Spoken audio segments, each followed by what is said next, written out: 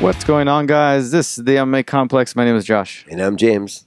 And we are back. We took about a week off, took some rest, had a busy schedule in our personal lives, and then came back. And now we're here. Luckily, last week there was no fights, and now we have a lot to talk about. We have a ton to talk about, which is good. We're glad to be back, man. What's going on with you, man? Good. Well, one of the big reasons why we didn't record last week is because I was sick. Yeah. Oh, yes. Yeah, you were sick. That's right. I thought we were just busy. No. Yeah, I know. And then your son's still fairly young, so I don't want to get him sick also. But that's true. Yeah, someone at work had a sore throat and came back from vacation with a sore throat. And then about 2 days later, I woke up with a sore. No, the night we came back from Bellator, that morning, I woke up with a sore throat, and then it just went downhill. And I don't get sick often, but when I get sick, it hits me hard. It hits you hard, man. Yeah. I'm okay now, but I have like a itchy throat. It still lingers. It's lingering. It just I was bad. I was sent home from work, and then I took the next 2-3 days off because I couldn't even stand. Dude, I was bad. Yeah, no, they sent you home. You called me and you're just like, yeah, they sent me home. I tried to tough it out. Yeah. And they weren't having it, so it was bad. It must have been bad, man. It was bad. I felt bad for my girlfriend because I was at her house in her bed, and she was like, "Did you get everybody sick?" No, surprisingly, no. I was in her room with the door closed. So if anybody's gonna get it, it's gonna be her. But she didn't get it. So let's go. It was bad. But yeah. And I know you got to see Shazam. We were talking about that being pretty good, better than you expected, right? Yeah, I was dreading going into the movie. I just didn't expect much because I'm a big fan of DC, but their movies are bad. Yeah, they haven't came up with a really good one in quite some time. Did you see Aquaman? I heard that one was yeah, good. Aquaman was good. Yeah. Wonder Woman was alright. But Shazam was he's a B-level character. The stuff took some criticism. Especially their Batman versus Superman. Yeah. But I enjoyed it. It was a fun movie. I didn't mind it at all. And then did you catch WrestleMania? Or I did not catch WrestleMania. No, I was busy. Long show. That's 7 hours. Like from the moment it starts all the way like the early matches. Is that just the early matches, like the preliminary matches? Yeah. They call it the kickoff show. It started at, or is it a separate show altogether? No, it's all one show. So I think the kickoff started at, I want to say, like 5 in the afternoon, and Eastern time, and it didn't end till after midnight. Jesus, that's a long day. That's a long day. I know you always talk about it being like a super long day because they packed that day full of like just is it unnecessary? Is it like unnecessary? Yeah, it's like WWE probably feels the need to include everybody on that show. Yeah, everybody in the roster have some kind of spot, but I think that they should cut it down to 3 hours max because the main event suffered from it. People were tired, and the build-up was great, but when it came out, it was quiet because people were tired. Yeah. And then I heard that a lot of people took the train to MetLife Stadium in New York. Yeah. The trains end at 1 a.m, so as soon as Becky Lynch won, people were left, and a lot of people missed their trains because of it. Yeah, I heard it was that. Yeah, they miscalculated. I didn't read the article, but I just saw pictures of just crowds of people just waiting to board the train, and a lot of them missed their train because of the time that it ran over. And like having women main event WrestleMania is a big deal, and you want to see Becky Lynch have her crowning moment. Yeah, I feel bad for her because the match suffered because of it, and her crowning moment wasn't even there because people were left as soon as she got the belts. Yeah, usually they pose on the ropes with the belts, and everyone's gone. Everyone's taken off, and then the ending was botched. Okay, you tell because I didn't see it, so tell for the people who haven't seen it. And spoiler alert, how did the whole match go? So the reason why they had a triple threat match is because if you're not familiar with pro wrestling, a triple threat match means it's 3 people going for the title, which going against the champion Ronda Rousey. Now, in pro wrestling, the champion doesn't need to be pinned or submitted to lose her belt. Anybody can get pinned. But the reason they did that was because Ronda didn't want to lose in a She didn't want to pinfall. get pinned. So they got Charlotte in the match so she could take the pinfall. Yeah. Um, there was some ongoing miscommunication with Vince and the referee and his earpiece where um, Becky Lynch reversed Ronda's move and pinned her, but Ronda's shoulders were never hitting the mat. Mm-hmm. The referee kept counting 1, 2, 3. So Ronda got pinned? Yeah, Ronda got pinned. The match ended earlier than it was expected to finish. Uh-huh. Ronda was pissed. Uh-huh. Her reaction was she was like legit mad. Yeah. And then backstage she was yelling at Vince. She was pissed. So Maybe he just planned the whole time. I'm like, oh, this chick thinks she's gonna tell me what to do. I don't know, but it was Go ahead, ref. Just keep on counting. just keep counting. Keep countering. Yeah, it was crazy. Yeah. And I know Ariel Helwani did an interview with Becky Lynch. Was this before? Yeah, there was Before, the week of WrestleMania, 30-minute interview. Bret Hart got attacked that same week. Yeah, there was a lot going on. Definitely WWE picked a really good weekend because there was really no MMA stuff, and it was all WWE all week. Hall of Fame incident involving Bret Hart being tackled by some fan. I don't think he was really hurt at all. And maybe checked on to see how he was doing, but it looked like he bounced back up off the canvas pretty quick. Yeah. The guy who tackled him was I think got beat up by Travis Brown, who was in the ring at the time. Yeah. And started just unloading punches on him from the top, from the ground, some ground and pound. And then British Bulldog's son got in. Yeah. And got hit him. And then another wrestler gave him a clean uppercut that Who was made that him guy? crumble. I forget his name, but he his did mugshot. And the guy did it kind of like, okay, you have like in front of you probably have like 5,000 fans, and then he likes to. I saw how he did it like no one's watching. This sneaky little uppercut. Yeah. I mean, you have the guy in the headlock.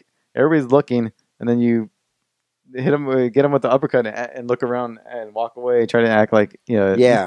like everybody saw it. There's an unspoken rule in pro wrestling that when a fan gets in the ring, You can beat him up. just beat him up. You make sure you kick his ass. Because once they cross that barrier, it's pretty much fair game. Yeah, so when the cops got a hold of him, the guy was already messed up. Yeah. Black eyes and all. Yeah. Apparently this guy was a troll. He was messaging Vince and Triple H at Triple H and Vince McMahon and the WWE. He was upset because women were main eventing the WrestleMania, and he didn't like that at all. Why did he attack Bret? I don't know, but Bret seemed like a good time. He said he's a stroke survivor. He's a cancer survivor, and he's also 61 years old. Yeah. Damn, is he that old? Yeah. So kudos to Bret for getting up and finishing his speech, but I mean, he doesn't move like a 61-year-old. Not really. No. He's a professional athlete. He moves pretty good. And I was thinking the whole time, with all the WrestleMania coverage there was, I think MMA should take a book from pro wrestling, because in pro wrestling, the big show is WrestleMania on Sunday, and all the other indie promotions or other promotions bring their show during WrestleMania weekend because everyone's in town to watch WrestleMania, and they have a whole week or a whole weekend full of different matches from different promotions. Yeah, and those small shows get a good revenue out of it because people are there ready for WrestleMania weekend, and then everyone's counting down to the actual WrestleMania. I think usually on International Fight Week they have before, I don't know, they have multiple events. Yeah, they have multiple UFC events. I think that's too much. I think Invicta should have a card. I think Bellator should have a card, and then have the big Saturday UFC show on Saturday, and have all these other promotions have shows days prior. Now I know Invicta used to try to follow the UFC and follow their schedule, and it wasn't like a regular thing. But I think at least for that weekend, will benefit from it. Yeah. Now I'm not sure how much of the UFC has, what their attitude towards other promotions having events around the same time, because I know they like to stack their weekend. They like to do a fight on Friday, Saturday, and I think they stopped the Sunday ones. Yeah. After the whole BJ Penn one, remember his retirement fight? I think, and everybody just got sad because it was like on a Sunday, and it just clouded the whole weekend. That's what Yeah. everybody talked about at the end.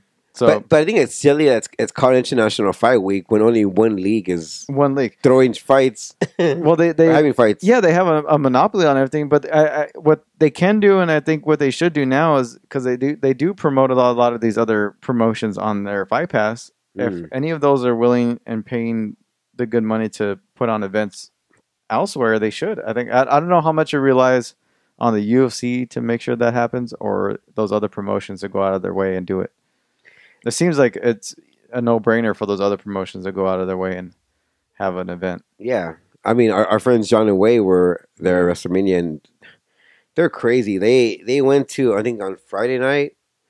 No, Friday night they went to NXT, but I think on Saturday they went to Ring of Honor that ended at 11:30 at night. Yeah. They took a train in New Jersey, and they saw the Spring Break show from a different promotion, and that show started at 1 in the morning, and it went to like 5 in the morning.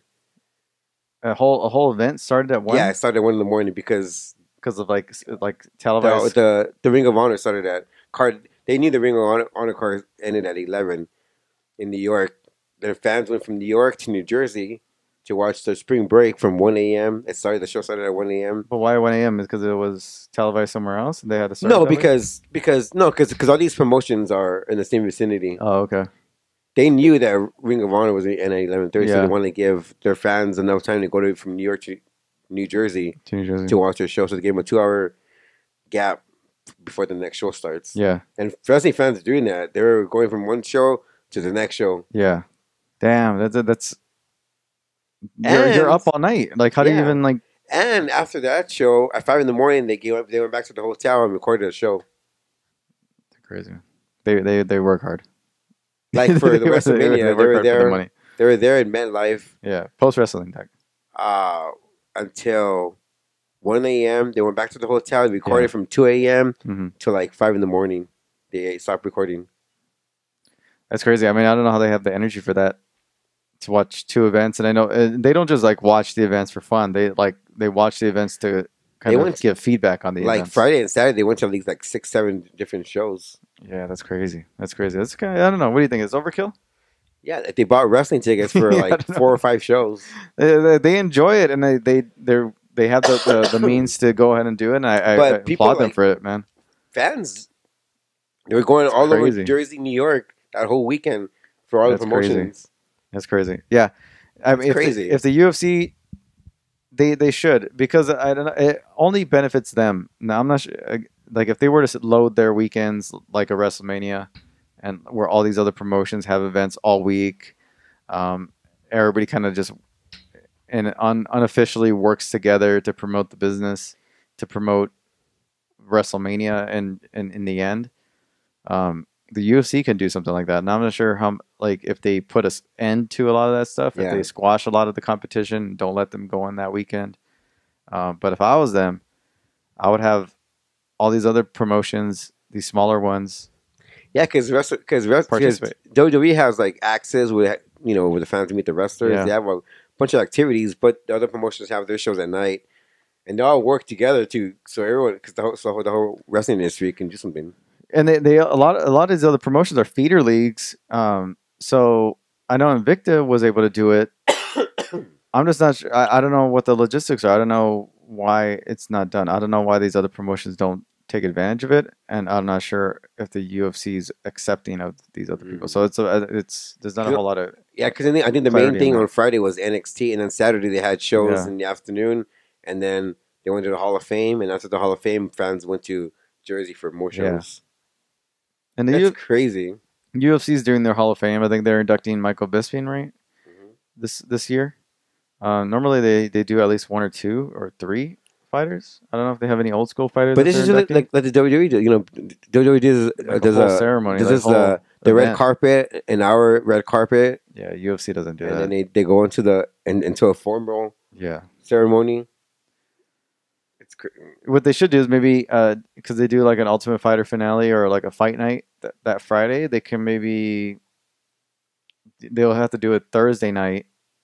Do like a whole ceremony. They could do it like at the Pearl, like a smaller venue.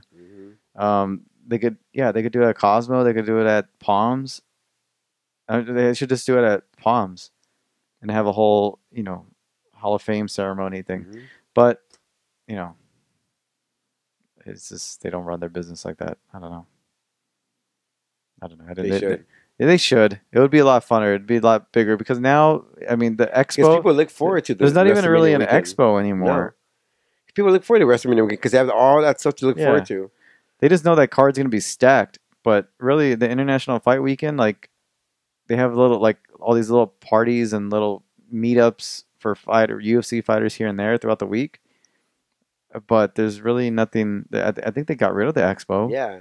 And there's just 2 fight nights. With pro wrestling, like, it gives fans fly all over the world because they know they have a bunch of stuff to choose from. Yeah.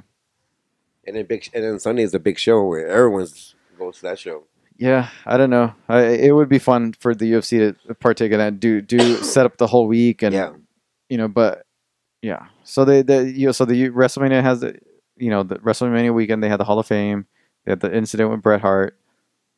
What else happened the weekend? I think so. They have NXT on Friday, and then they have the Access on Friday afternoon. Then Friday night's NXT. Then Saturday they have another activity, and then at night it's a Hall of Fame. And then Sunday they have WrestleMania. That's cool. Yeah, WrestleMania was a big. It took over the news for the week, for sure. There wasn't really much else. But yeah, that changed this week though. We should get right into the news that broke this morning.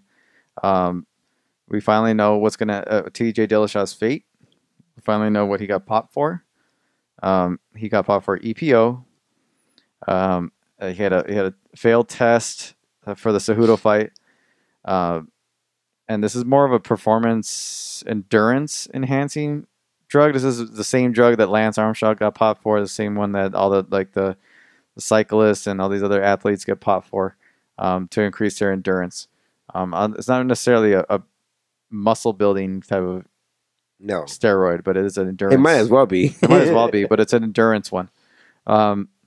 Stamina. So he got popped for, and USADA gave him, I think the commission gave him a year, but USADA gave him a 2-year suspension, so he would not be eligible to fight again until 2021. And we're in 2019, at the very start of 2019. So we're not going to see TJ for quite a while. So unfortunate. I mean, it's unfortunate for him, but it's also he handled it pretty well. I mean, he let go of the title. He didn't fight this whole case. He owned up. He broke the news before anybody else did. Yeah, he owned up to it. He broke the news ahead of time, and he's accepting his punishment. And I think there's a lot to commend that kind of action for, because a lot of guys just kind of deny and fight it, and just even when they just serve their suspension and take their hit, they still deny it even afterwards. So he's at least saying like, yeah, I did it. I mean, apologize. And then you got a lot of people that are like commending him for it, and a lot of guys that are just coming out saying like in support, and a lot of them that are saying like, this guy's a cheater. We always knew he is a cheater, especially Cody. He's like, and Uriah. Yeah, and Uriah. So it's unfortunate, man. It's really sad. You have a guy who's in the prime of his career. He's 33 right now, I think. He won't come back until he's around 35. And, depending on what time he comes back, he could be almost 36 by the time he comes back. There's not a fight. He's well towards the end of his prime. And who knows what he's going to look like when he comes back, and what the landscape is going to be, because we're starting a whole new ESPN era. A lot of these fighters are not going to be around. Dominic might not even be around that time for sure. So the landscape might be completely different in the next 2 years, and it's very unfortunate for his sake and his legacy. It's going to be tainted for sure. There's so much to pick apart. His legacy, is it tarnished? I'll ask you that, I guess. Is he forever tarnished? Because he got popped. Because he admitted to it. I think that's going to be brought up when he retires from the sport. Yeah. Just because he never did, he didn't deny it. He's saying that he did take EPO. If he did deny it, would have because a lot of guys deny it. That's still fight. It would have been shady, But I think when someone says I did it, that's gonna be forever talked about when they speak about his wins in the octagon. Um, it's sad. I mean, when he comes back, he's gonna be not in his prime anymore. Like you said, the landscape of the fighters are gonna be different. You see guys come back after a year and then they don't look the same. Yeah. So I think Cage Rush is gonna catch up to him. And I think that loss against Henry Cejudo makes him look even worse now. Yeah. I mean, before you gave him the benefit of the doubt, maybe he got caught or something, but knowing that he was on the EPO that whole time, he lost to the 125-pound champ, which is one weight class below him, and then he gets popped for EPO. Yeah. It's like it's like a string of bad luck for him. In the 2 years, the only thing that people are going to be talking about him is a string of losses. I mean, it's the EPO, and then you're only good as your last fight, and his last fight he got knocked out. Yeah. He got stopped in the first round. So I think that's always going to be a topic when discussing TJ Dillashaw's future. Who knows? People are apathetic when they come out and they own up to what they've done, but in my opinion, I think it's going to hurt his legacy. Yeah. Yeah, I think. Yeah, I think it is. It's going to be hard for you because you would think that, like, let's say, what is he going to do in between that time? Obviously, a lot of guys do promotional stuff. A lot of guys do coaching to try to make ends meet because you're not getting a big time fighting paycheck anymore. So how do you keep the lights on? So you got to go that way and train and do all this stuff. So a lot of guys who get popped normally just kind of deny.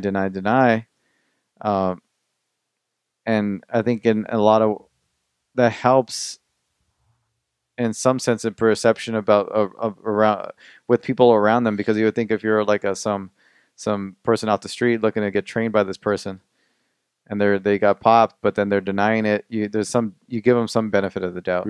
Whereas he's not. He openly admitted to taking it and doing it. So now you're like, okay, like now that person who there's wants no going back to that. No, there's no going back. So it's like it's in going out there and doing promotional stuff and commercials or like whatever. It hurts his image. It hurts your image. Yeah. Maybe if you would have just denied it like everybody else, your image you could probably just would have been saved in a little ways. Or like, just say it was something that I took. That was. But this was like a not like a. It's all pointing to it being like a blood sample? Yeah, something that was not accidentally taken. Yeah. You can still deny it. Yeah, you can still deny it. You can still but deny it. when you go out and say that you did it, it just looks... You can't come back from that. No. I mean, the eyes of the fighters, you would gain some respect. And the fans, you could probably get some sort of respect. Though, okay, whatever. Well, let's see how you look when you come back. But your image is especially when you come back and he loses again. I don't know what's better. It's all. The question is, like, if he were to deny it, would his image and his legacy get less affected? To be a short term, long term. I guess it just debates on whether short term or long term, which one will get more affected. I mean, we don't know, but we do know he can't come back from this. And then if he comes back and he loses, they're gonna say, "Well, it's because he's not out. Like you're off the drug." Now, the word going around, and from what I'm hearing from different analysts on TV and on the internet, is that actually may have some knowledge. Is that the USADA, like a Luke Thomas or like a Brendan Schaub, or what they're saying is that USADA has found new ways of testing for EPO that they didn't have in the past, and that they're gonna, we might see more guys get popped for it.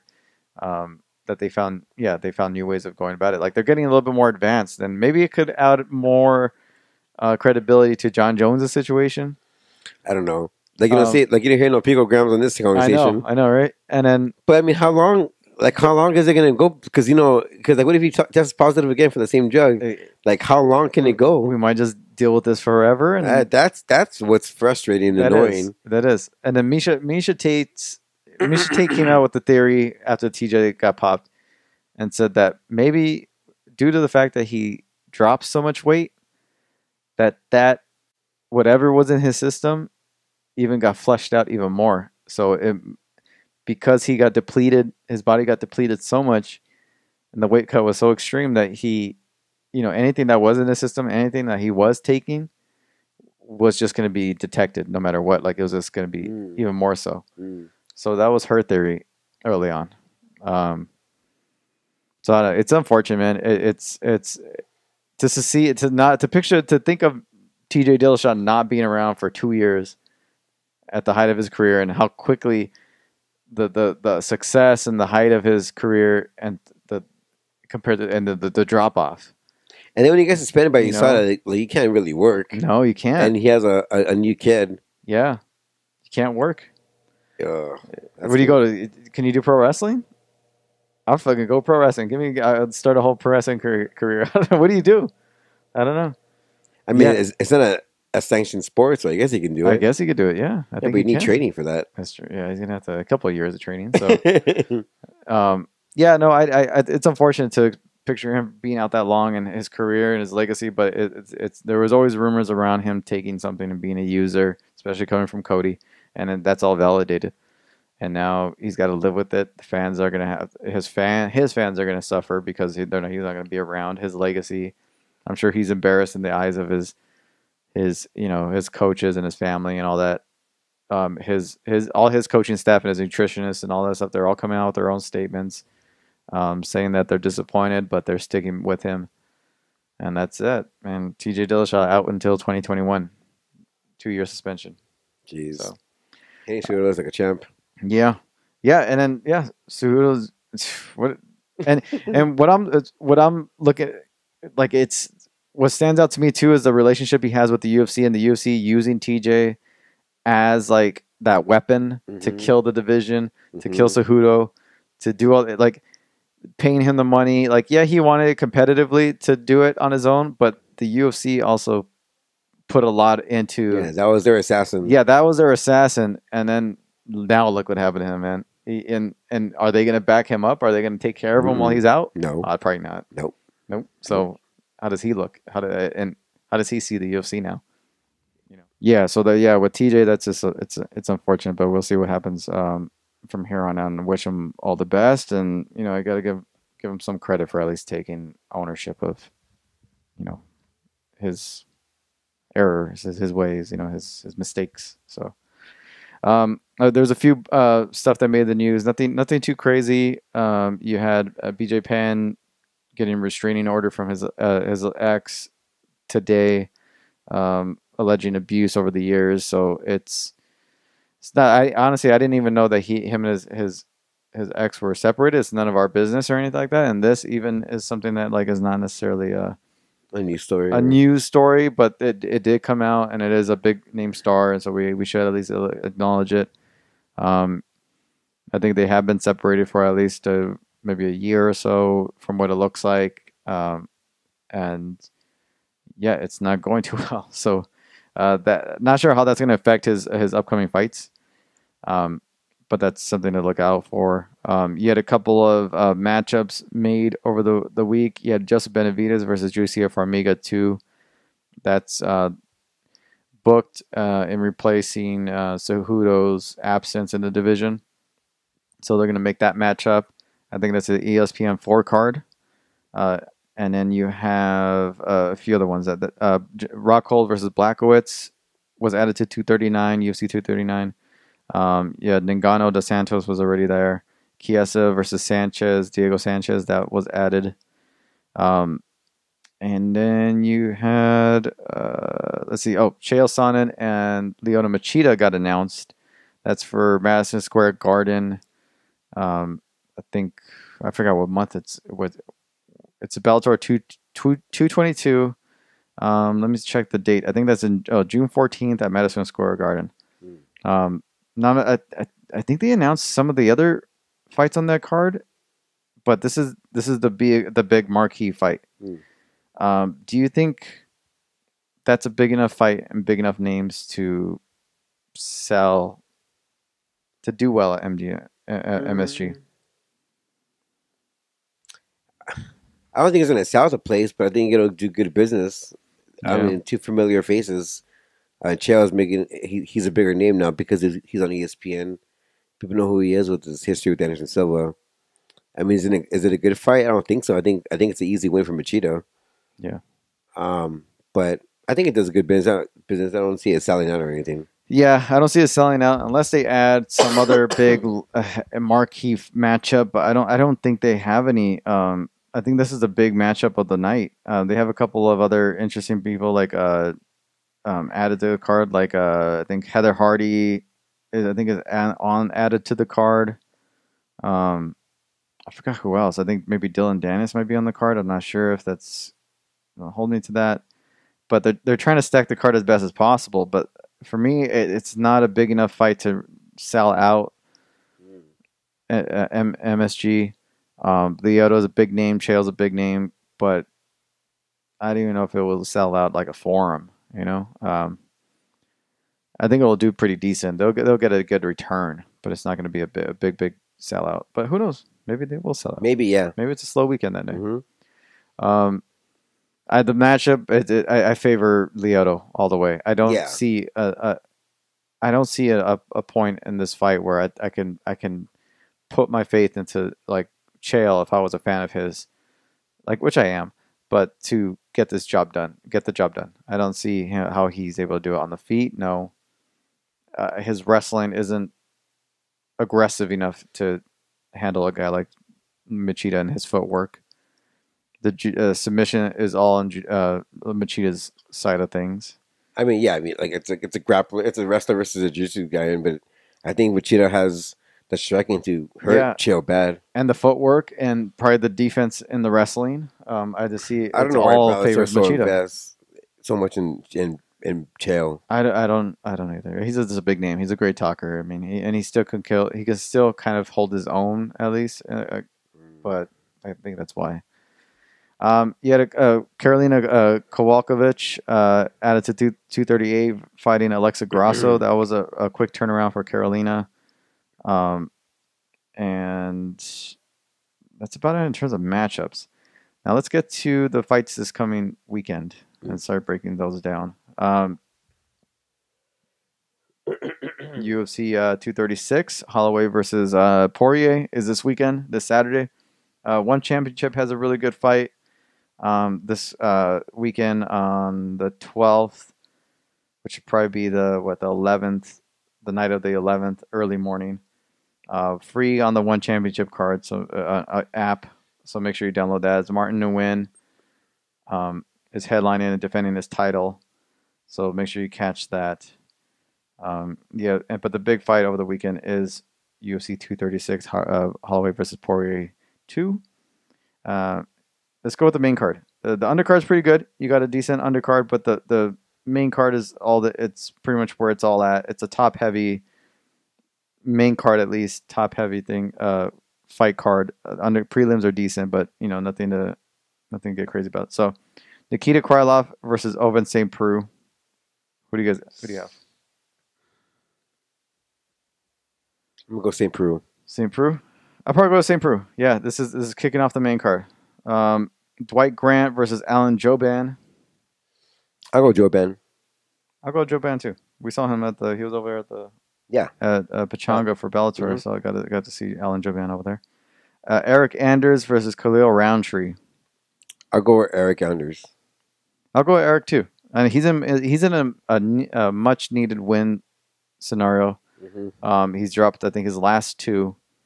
That's not good. No, and he's the way he's going about it. He's just trying to get the fights as soon as possible. I think he's trying to pick up a win as quick as possible and get back into the win column. And sometimes that is not always the best recipe, idea, or like game plan recipe. Yeah. I think it's best to take sometimes to take some time and evaluate your mistakes and evaluate that last fight and not rush into another one. So now this is his third fight in a row. Short term, kind of like short training camps. So we'll see hopefully this time it works out for him. Khalil Roundtree is not an easy customer. Kelvin Gastelum versus Israel Adesanya for the interim middleweight title in the co-main event of this card. This is a great fight, man. This is a hard fight to pick. I've been going back and forth just because I see Calvin as a more well-rounded fighter. I think I give him the edge in grappling. I'm gonna go Calvin Gastelum. You're gonna go Kelvin Gastelum? Yeah. Well, no. I'm just like that's you're. I'm not hearing a lot of. Oh, Calvin's gonna win this fight. It's always. No, I mean it's all Israel. it's All Israel. Yeah, I think. You're the way the UFC is promoting it. Jesus. I could. I think it's a good bet. I mean, No, yeah, and the only reason is because there's holes in Irto's game, and I think he's a good stand-up fighter. But if you fight him close, you take away a lot of his weapons. And do you think that the height and reach of Gastelum and the way to close distance, I think would be the way for him to win. The wrestling, I could see when Calvin's on and he's on, he's tough to beat. Like he reminds a lot of people how good he is a lot of the time. So, I'm going to Calvin. Yeah, obviously the safe money is Israel. Like if you put, you could probably go to sleep resting easy if you put money on Israel. Yeah, and not sweat it too much. If you put Gastelum, I think it would be like kind of like checking your phone for updates. I mean, I could see Calvin winning exactly how we just talked about, closing the distance, maybe getting an overhand right on him, getting around those defenses. I know Israel's smart and he's looking out for that, and maybe he's not. Maybe he'll be surprised on how good Calvin's wrestling is going to be, and how he's just not able to get up as much. But what plays in his favor is that he's preparing for that. The guy's probably prepares in terms of young fighters better than anybody. His takedown defense is pretty solid compared to other stand-up fighters that come into the game. So I probably have to go with Israel. I think he's just a safe bet. You probably have to go with Israel. I can't say that he's not going to win. It's hard for me to say that bet against him. I'd probably have to go with Israel. Would I be surprised if Calvin, pulls off the upset and just it's a close fight? Yeah, I think it's a closer fight than people are talking about. Exactly. That's why I think it's a closer fight than what people are giving this matchup credit. And Calvin, his chances. So, yeah, I would. If you want to bet money, if you want to bet it on Calvin, it's not a bet. No, it's not a bad bet. No. Okay. And then the main event for the interim lightweight title, we have Khabib out until fall. Max Holloway versus Dustin Poirier. This is a great rematch. Fight. Holloway was, I think, 21 maybe when he first fought Poirier the first time around. Yeah, looked like a little kid, man. Yeah, he looked his very first fight in the UFC. Yeah. And at that time, Dustin was he had built a name. Yeah. I don't know. This is gonna be a hell of a fight. I think both guys are gonna bring it. But looking at what's Max have done in the past and who he's beat versus Poirier, although Dustin's been a killer at 55, yeah, I can't go. I can't. I'm gonna go with Max Holloway. I'm gonna go with Max Holloway too, and the main reason because out of the two, who's developed more as a fighter and who's come a long way, and Max Holloway is a complete different fighter, complete different guy, is probably gonna go into the talks of the pound for pound best, and he shines now, especially right now. He's in it. In main event fights, he shines. He shines. He does. His skills have become well rounded. His fight IQ, his chin is great too. His chin. The size is going to be interesting. I know he's going to be a little bit closer in size than what Max is normally used to. But the thing is, Dustin is a tough go for anybody, and he has always been there, just right outside of the championship title. And if anybody could pull off the upset. I think there was two upsets. It's Dustin versus Holloway, and obviously Calvin versus Israel. For some reason, I was thinking that who had the better chances of pulling off the upset was probably Dustin, just because he beat him once before, and he's so well rounded, and he's so good in what he does. that he might remind people of how good of a fighter he actually is. And since this is his division, he might send the champ back down to his division. That could easily happen, and Max could be like, okay, well, shit, that didn't go well. Not that he wouldn't be able to handle himself against 155ers or whatever, but I think Dustin has the better chance of pulling off the upset than maybe I'm completely wrong. So I don't know. But did Jose Aldo fight Poirier? no, I don't Didn't think know. so. Okay. No, I don't think so. I would have probably no. Okay. But honestly, I couldn't bet against Max. Max is one of my favorite fighters. I love watching that guy. He's and my current favorite fighter. I think in terms of progression, where they're at in their careers, I think Max has just grown leaps and bounds and has looked like a world beater. And if I put him against Khabib, I'd put his chances at pretty good. So I got to go with Max. Yep. Yeah. So I think that's it. That's all the fights for the weekend, right? Yeah. I think maybe Glory might have a fight this weekend. I forgot who else has a fight this weekend. Maybe Combate, maybe. I don't know. There's a couple of fights going on this weekend, but all in all, that's it. That's our show for the week. Go to MMAcomplex.com, pick up the shirts, take a look at the site, see what you like, explore, and then we'll catch you guys next week. Yeah. You can also follow us on social media. You can follow me on Twitter, MMA Complex James, MMA Complex Josh. You can follow the show on Instagram, Twitter, and Facebook all under one name, MMA Complex. I'm so excited for this weekend. I can't wait to watch it. I'm going to watch it. And next week, we're going to break it down for you guys. So until then, enjoy the fight. Enjoy your week.